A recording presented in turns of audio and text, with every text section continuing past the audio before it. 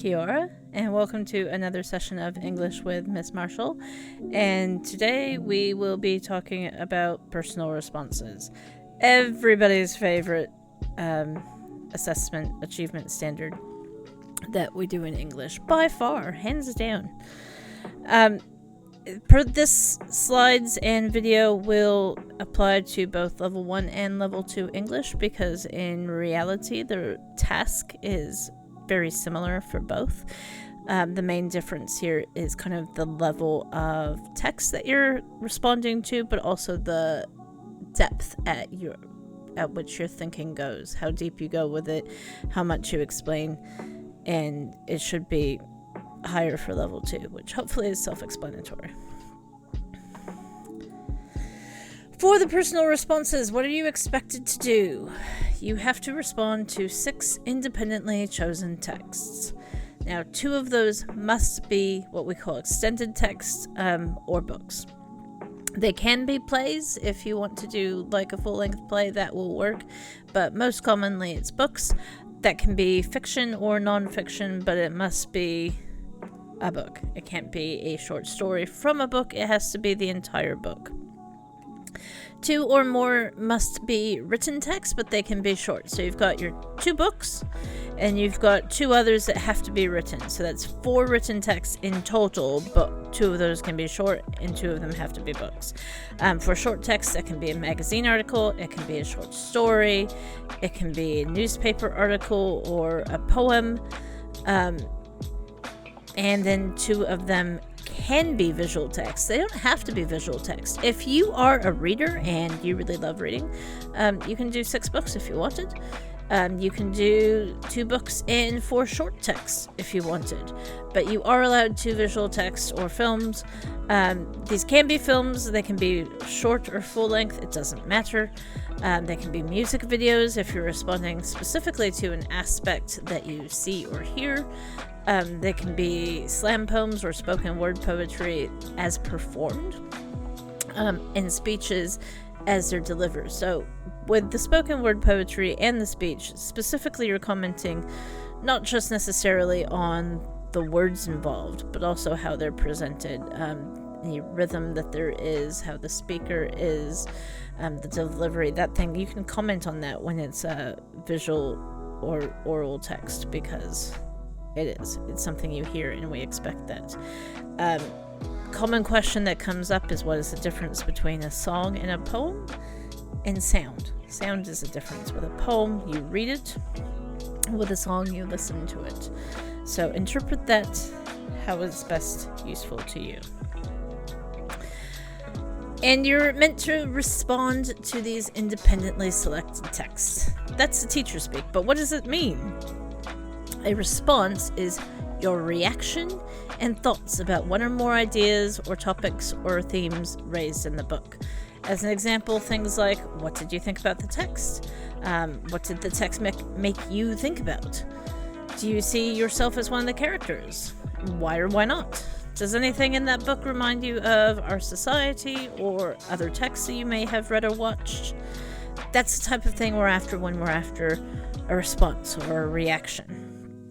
Anything that comes up for you should be identified and described and explained. It's not enough to just be like, oh, the text made me feel real happy and ended at that. It's not enough just to be like, oh, I really relate to this character because her life and my life is very similar, and leave it at that. You must explain, describe and explain. In what way is your life similar?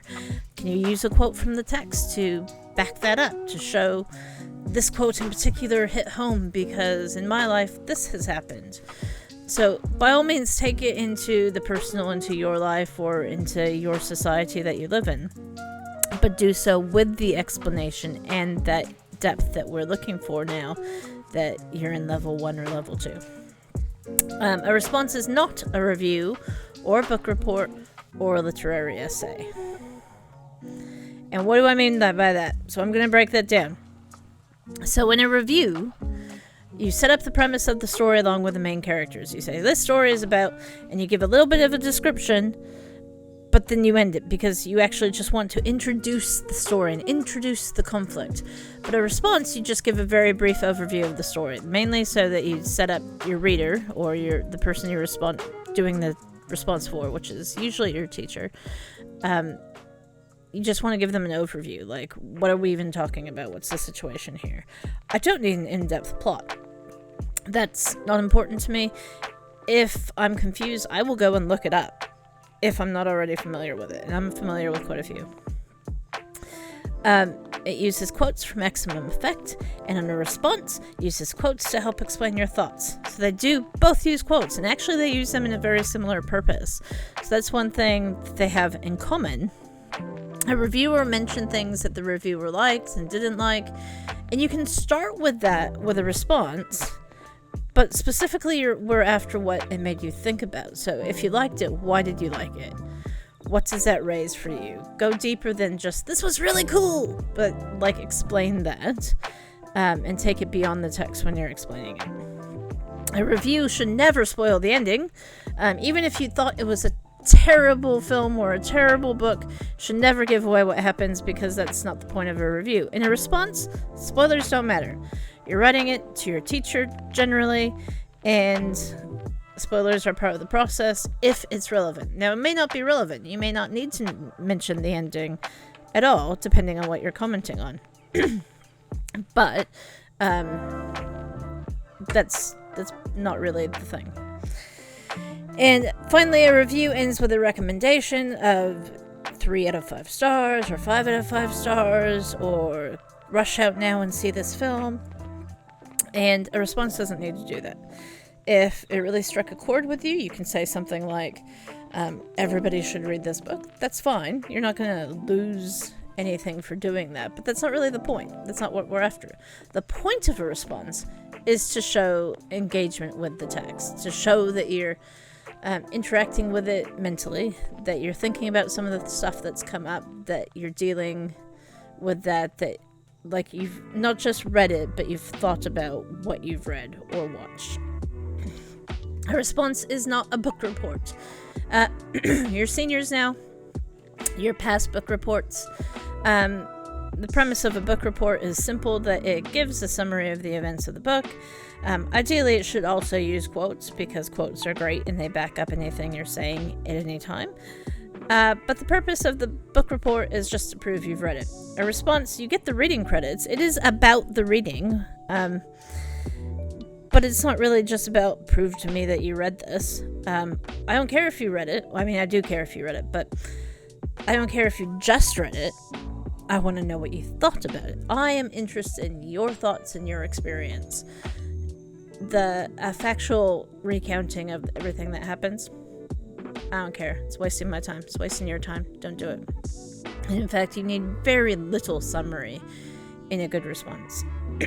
You can start with a paragraph of summary if you want, and if it makes you feel comfortable, because that's what most of us are used to doing, but then move on. And finally, a response is not a literary essay, though they do have some things in common, so I wanted to point out the difference specifically. In a literary essay, you take you don't need to give a synopsis or a summary, because the assumption here is that both the person marking the essay and the person writing the essay are familiar with that.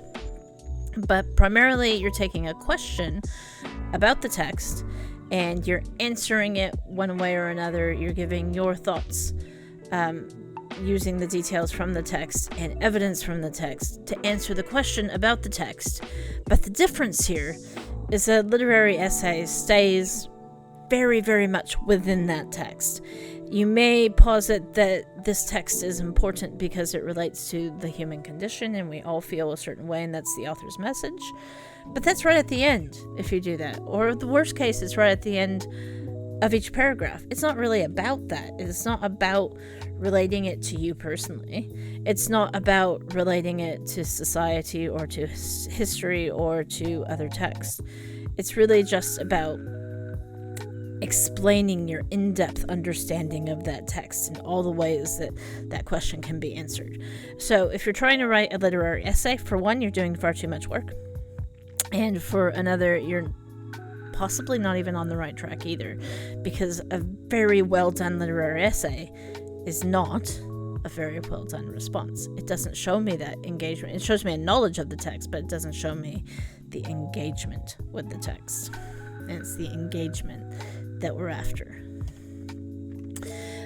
Because of that engagement, what we mean is that it should be about you. It should be about you in the text, and how you make meaning of that text. It shows us that you make meaning for you personally of that text. Not necessarily what the author wanted you to take from it. Sometimes it's the same, sometimes it's not. For that purpose, it can be useful to jot down notes as you read or you watch the text. What thoughts come up, what issues are raised. That can include things like emotional reactions or predictions of what might happen and why you think that specifically. It can link to yourself. It can link to another text. It can link to wider society. Although it's not the traditional format, I have read a couple really good responses that essentially are almost a diary of the person as they're going through the text, and be like, oh, when this happened, I thought this was going to happen, but it didn't. And that surprised me, because that's still personal response. It's text and response and text and response. And that's fine. It's not the usual format, because most people don't do that, don't jot down the notes as they go along, but there's nothing wrong with it. And that can be actually a really useful way of kind of bringing out some of the things that come up, rather than reading it all, thinking to yourself, I'm going to remember that, I'm going to comment on that. And then you get to the end and you're like, oh, and you can't remember anything to comment on, or where you were going with that. Or the ending has drastically changed from what you imagined it would be, and it kind of throws you. I've been there. I've had that happen. It's part of why I'm using it as an example. The why is one of the most important questions to ask yourself about any of the above, the emotional reactions, your predictions, etc. The why will help you unpack your thoughts and emotions about the text. There's a handy trick that you can do that's called the 5 whys, or asking yourself why 5 times. And if you have a copy of the slides for my classes, the Wikipedia explanation is there, but essentially it's just have your statement. For example, I really hated this part. And so then why? Why did you hate that? Oh, because it wasn't fair. Okay. Why? What wasn't fair? Oh, because the unfairness of the book reminds me of real life where such and such happens. So that why moves you from just, I like this, or I didn't like this, to this is why I didn't like this, and this is how I've related to it. Usually 5 whys is about as deep as you can go in terms of really truly unpacking those thoughts. Every now and then you won't get to 5. But you should get pretty close. If you then are like, but I didn't feel anything about this text. I read it, I didn't care about it, I didn't like it, I did not like it, it's just bleh. That's not the right text for you to be responding to.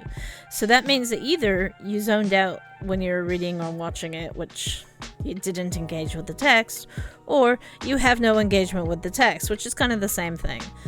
And if that's the case for you, don't choose that text. Ideally, you want something you can think about.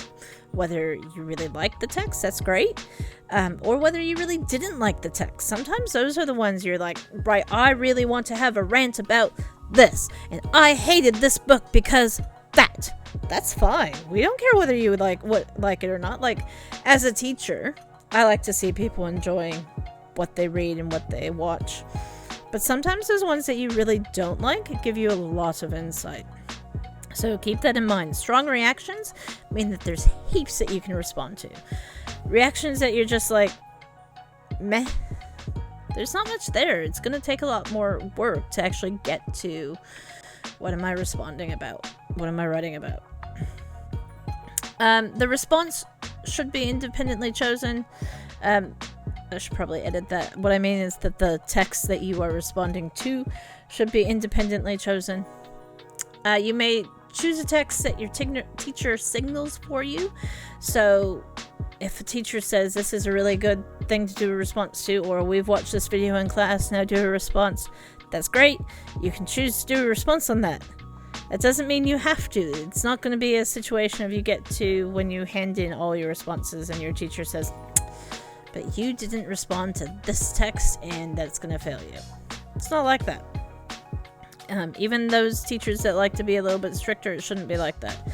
There can be strong suggestions, and usually if we do that, if we suggest respond to this text, it's because we've watched it or we've offered it to you and we're there to support your response. So I often do that with modeling a response from the get-go. Is I choose this text, I ask you to write me a response to it, and then we go over how you've written that response to be like, this is where you can expand, this is where you can add depth, and I know the text really well, so I'm able to kind of get at those kind of deeper meanings or things that you might have missed, or just I'm familiar with things that might come up. Overall, as I mentioned, you should choose texts that you like, especially if you haven't read or watched that text yet. Try to find ones you like, because it's just more enjoyable that way. Similarly, if you're on a topic that is of some interest to you, like, that's what you should be doing. Don't do something because this text will make me seem smart, or I found the biggest book in the library and I'm going to do a response to it. I don't care. Some really good books to respond to are relatively short. It's not judged by length. It's judged by what level it's written at, the quality, that sort of thing. You may absolutely ask for recommendations, or you could buddy read something or do the same text as your friend. Last year I had a group in one of my classes that read a text together. In fact, they took turns reading it to each other. It was great. I thought it was amazing. And if you wanted to do that, that's fine, but you have to do your own work on the response. So you can talk about some of the themes, you can talk about things that it might have raised for you, but you have to do your own response. That you can't even... I had somebody last year do something where they tried to write the response together and suggest different wordings for each other, and I could tell as soon as I got them that it was too similar. So talk about the themes, talk about the ideas, read the text together, watch the text together. That's all good. Write your own response. I can't emphasize it enough, because the authenticity does come into play here. If we think that there's any way that you two might have kind of done the work too much together, it'll be an issue. And finally, you may not use a text that has been studied in class. That means if you looked at this book in year 10 and you did a literary essay on it because that was your task for that unit, don't use that book again. You've already done it. Ideally, it's meant to be this year that you've read the text or watched the text, but never ever should you have studied it, whether it was this year, whether it was last year, whether it was 5 years ago. I don't care. Do not do a studied text. And the ideas, then it's not entirely your ideas. You've had it taught to you. You've talked about it as a class. You've worked through it in depth. That's not what a response is all about. If you want some suggestions, that's a great link. That's not mine. I've borrowed it very nicely from the free interwebs. But what that teacher has, who I'm assuming is a girl just because, or Mr. G's, probably not a girl. My bad. Thought it said Mrs.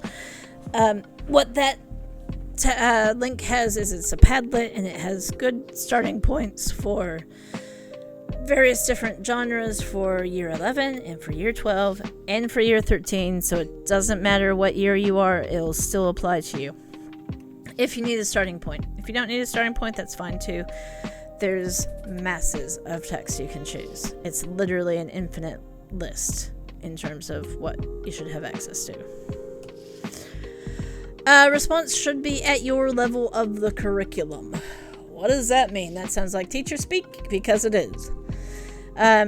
Simply put, again, still in teacher speak, if you're at level 1, the text should be suitable for a level 1 student and above. If you're at level 2, likewise. But how do you, as the student, tell? So these are some good giveaways. The main characters of that text should be at least your age, if not older. It's really common to read a little bit older than you are. For example, when I was a teenager, I started reading books that were mainly, the main characters were adults. That's fine, that's pretty normal. But it's fine to still also be reading teenage books as a teenager. But again, if you're 15, you should be reading about 15-year-olds and up. You shouldn't be reading about 12 and 13-year-olds because it's probably too easy for you. The ideas presented in the text should be suitable for teenagers and up. We should be starting to deal with some crunchy issues. Some of your big ideas, your big issues, not just your, like, how to make friends type thing. Although friendship can still be a deeper issue, there are levels to that. But if it's something that you would read at primary school or at intermediate school, it's just not going to be at the level you need it to be. And similarly, the text should present ideas that relate to life in general and that make you think, because everything kind of from teenagers and up starts doing that, generally speaking. If you have any doubt at all, ask your teacher. We're experienced at this, and we're pretty good at looking at a text and being like, yeah, that'll work, or no, that's a junior text, do better. I can usually do it within 30 seconds or so of flipping through the book. I look at the vocabulary, I look at the synopsis on the back. Sometimes I even cheat and look at the publishing page because sometimes it has a reading level. Oftentimes, if it has a reading level, it means it's already too low. Not always, but often. So those are just some tips. Those are what I use. That's what you can use. Worst case, I will Google it and just see what people are saying the reading age is. But again, I usually don't even need to get that far. Responses can technically be presented in any form. I know I've referred a couple times in this to responses that are specifically written. That's the most common. The most common format is written. But it doesn't have to be. The standard says it can be anyway, as long as we get to that depth and it ticks all the boxes. So what feels most natural to you may not be written. That may mean that you choose to present your response is a series of collections of images with explanations. You will probably have to explain it. You can't just draw pretty pictures about the book, but explain why you chose that picture, what that's showing, how that relates to anything. You can do a one-on-one interview with your teacher, which honestly I think would probably be the easiest. Just sit down for a book talk with your teacher. Tell your teacher what happened. Start talking about why that was cool, why it wasn't cool. One of the advantages to this is that you can use that interview response as kind of a back and forth, and your teacher can give you prompts. So we can ask, ooh, why? And start giving you those 5 whys and get you to expand where you need to. I know a lot of people are really scared of a one-on-one interview, but honestly, we don't buy it. I've yet to meet a teacher that would be like mean in that instance. Certainly I wouldn't. It can be a speech or recorded oral response, so you can do a little book talk. You can make a video of it if you want, or if we're in distance learning at that point in time, you can just be like, this is the book I've read, and let me tell you about it. And then do the response that way. If you so wanted to, you don't have to. And of course, you can write it out in paragraph form, which is probably the most common. And it's great. It's great practice in writing. But you could also write it out in response to a template or to questions provided by your teacher. And most teachers, I think, have some form of template or ways to get you started in that. These are some easy questions to get you started. This isn't quite what I'd call a template. This is more like thinking questions or a jumping off point. And it's important to note with this that if the question isn't useful, if you're like, I don't even know how to answer that, don't use it. Take what works, leave what doesn't. It's a response. There aren't any really strict rules of what you have to cover, other than it should be about the text, should have quotes. So things like, what did you notice about this text? What did the text make you feel? Feeling's a great one to start with, because most of us will have some type of reaction at some point when reading or watching something. Have you read or watched something similar? How are they similar or different? That's what we call, in teacher speak, linking to other texts, and it's a great thing to start doing. How can this relate to your life? And again, if it relates to your life, that's great. You don't have to get super personal, but you do have to explain how it relates if it does. How can this relate to society? And lots of books, especially young adult books, are really, really good about relating to society or to relating to an issue that has come up in society. So that can be a great starting point, particularly if you're like, I don't want to get personal. Like, I may have deep feelings about this myself, but I want to tell my teacher that. That's fine. How does it relate to society? That's just as good. How can this relate to history, whether it's a historical text or whether it's not? Sometimes there's parallels. And if you know anything about history, you can possibly relate that to history or to kind of the world as a whole. Human nature is a great one to go back to. How does this bring up something that happens just within human nature? Because, it's easy because all of us are human and something will relate. What was the author's main message in the text? That can be theme, that can be kind of the thing that they're trying to show us or caution us away from. It depends. And what do you think about that? And do you agree or disagree with any of the ideas raised in the text? And why? This is a really good place to start kind of delving into some of the meatier issues. If, for example, you have read a nonfiction text, this can be a great place to jump off with that, because sometimes the characters or the themes that may have come up in a nonfiction text are quite drastically different than something that comes up in a fiction text. So if it's a true story and it's about somebody's quest for survival, for example, or if it's about somebody's life, their autobiography or biography, there'll be some issues somewhere raised in that text. And do you agree or disagree? Similarly, if you want to do a documentary instead of like a feature film or a fiction feature film, however, what are they trying to say? What's the message of the documentary? And do you agree or not? That's a real easy place to just leap off with. So that's something to get you started with in terms of personal response. Hopefully it's fairly straightforward, and I know it can be quite a lot of information to take in, but I have found in the past that the more information I can give, kind of different ways you can do it, different things to look at, my students have tended to do better. If I just be like, read a book and respond to it, that doesn't give you anything to go from. Like, what even is a response? Do I just write a review? Because that's what I usually get when I do that, is I get a whole lot of reviews, and reviews are great, but I can find them anywhere. For people in my classes, there's another slide with some links. It's not relevant to everybody else, so I'm keeping it out of the video. Let me know if there's any comments or questions or suggestions. As per usual, you can respond down below or on Classroom, or just come see me. And thank you for tuning in. Happy reading.